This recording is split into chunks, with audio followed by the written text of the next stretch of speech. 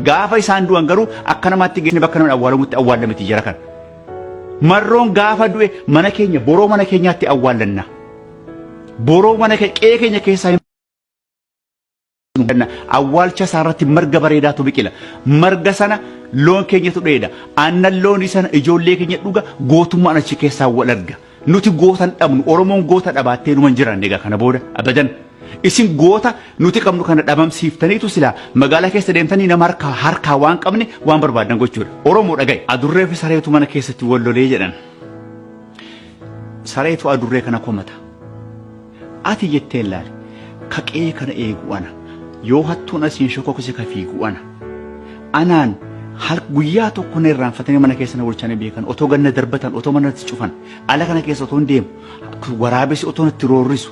Otoo roobni itti roorrisu waa meeqa keessa dabreetaniin kunoo qe'ee kana ka eeguwan hattuun dallaa kana hin cabsu namni tokko gandaa kana dhufee ganda kanatti namni nama jeequ hin jiru aan hojiin koo kana mee atumti maaluma gatiidhuma maalii baafnaan ati aannan sii qicanii jara keenya wajjiniin kunoo soofaarra teessee televezyiinii ilaalta ganama galgala ati maalumaan na mee ati maalumaan na caalti gatiin qabdu itti baratu faayidaa tokko hin qabdu jara kana waa tokko hin gargaartu aannan sii qicaniitu isaan bira teesseetu lafa ho'aa televezyiinii sii bananiitu isaa wajjiniin tiivi ilaalta mee maalii na caalta mee maalumaan na caalta yaa adurree ittiin bar adurreen jechuun tokko qofa jettee bar yaa gowwaa eessuma kootu gaara jira jettan qeerransaan kanaan boonti qeerransaan nama siifin qabsaasiin jedhe siifin du'a jedhe nama laga keessa dhaabatu bira dhaabbadhu.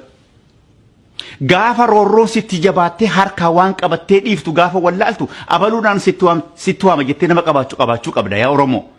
Goota kan kee ofirraan fageessi goonni kan kee shiftaadhuma jedhame sanayyuu maaliif hin ta'in qe'ee kee keessa haa jiraatu irriba nagaan bulta namni si cunqursu namni si gidirsu natti dhufee laata dhee nagaa sii kenna.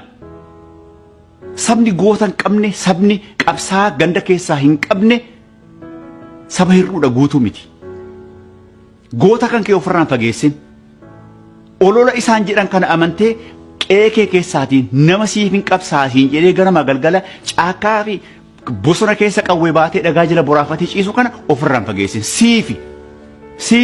siif Oromoof nama tokkoof miti. Marroon faan goollichi faan gootowwan ilmaan Oromoo zamana kana jiranidha Oromoo. Kana beeki. Kanaaf Oromiyaan inni bilisoomti. Bilisummaan uummata Oromoo immoo dhawaatuma isin ilmaan Oromootti gidirsitanii ilmaan Oromoo fixxan kana bilisummaan uummata Oromoo achas dhiyaachaa dhuma deema. Inuma dhiyaatas Oromiyaanis nama bilisoomti immoo. Yaa bilisummaa 4 kiiloo sama baantan keessa bulchaa yookiin hooggantoota yookiin immoo mootii qofa otoo hin ta'in namni mana sana keessa achi haxaa'ullee ganaa Oromoo ta'uudhaaf ta'a. Ilaali yaa Oromoo wanni isaanitti amma akkasitti abashaan asii gadi sirkatti rarraatee aangoo sirratti qabdu maaliif akka ta'e ni beekta. Ilaali mootummaa ati ijaarrachuu deemtutu mootummaa zalaalamaati. የኦሮሞ መንግስት ዘላለማዊ መንግስት ነው። ኦሮሞቱ አንጎ ኦሮሞራ ፉዴ ካራናጋ ወል ጅጅሩዳ mootummaan itti dhaabbachuudhaaf deemtutu san mootummaan kan kee mootummaa zalaalamaati. mootummaa kee keessatti oromootu aangoo oromootti kenna. akka ati achi hin geenyeef sirratti rarra'anii gadi si micciiranii si qabaa jiru. Dammaqi yaa kee dammaqi. Otoo bilisummaan jiraatee sila Finfinneen har'a Finfinnee fi Direedawaa biyyuma kan kee bakkumatti dhalteetti guddatetti teeblarra sii kaa'anii hankeetii hankoo miti hankeetii hankoo muggutii kana keessa si galchanii jecha ilaal biyyuma kee biyyuma you own hankeeti biyya kee okay gaafati moo roorroon sitti jabaatee biyyi kun bar lafa keeyattee gaafati finciluu barbaadde immoo qabeenya namaan tokkin qabeenya keenya maarreen godhii qabeenya namaan tokkin siin jedhaniitu warrumti kan keenya immoo siin jedhee qalbii si cabsanii gatteessa jechaadha. Biyya kan keessi irraa saamanii dhufanii fooqii sirratti ijaarratanii qabeenya namaan tokkin jedhamte fooqii isaanii immoo deebitee eegdaati.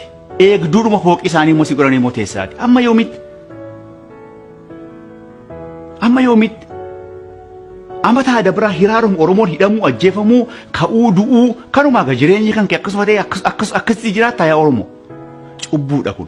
Kanaafuu itti yaaddadhu yaa Oromoo itti yaadi waan gootu kana itti yaadi olola nama naggeeffatiin yaa Oromoo ani yoonin sitti kijibee yoonin agartee qabsoo kee kana dhiiga kee keessaati yoonin waa tokko barbaade awwaalcha kan qofa geessi qe'ee keessa qeekee keessaati awwaalcha kiyyaa fageesse guyyaa tokko Oromoo hagan takka taakkoo tokko achi dabarsee gurgureen beeku Oromoo guyyaa tokko Oromoonis waan natti kannatte hoo kanaan waan godhan jetteen beeku kanaaf akka akkasitti siyaasa.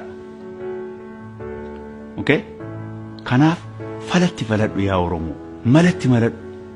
Malli kan keessi harka jira yaa Oromoo falli kan keessi harka jira teesseeruma naman eegin namni waa tokko si godhu hin jiru namni waa tokko si fira sin qabu namni si bira dhaabbatee waa si godhu hin jiru addunyaa dhumti tokkollee dheengaddallee gaafati mootummaa ka duraan dabre sana gaafataniif eenyu namni tokko si bira sumatu lafaa ka'ee sumatu mootummaa kana ari'ee sumatu jara waraabessa kana dachirra kaa'ate ammas jabaadhu yaa Oromoo qalbiin isin hin cabin jabaadha Oromiyaan deebilisomti Oromiyaan ni bilisomti ammallee irraan deebi'a Oromiyaan inuma bilisomti hinaftu yaa ilmaan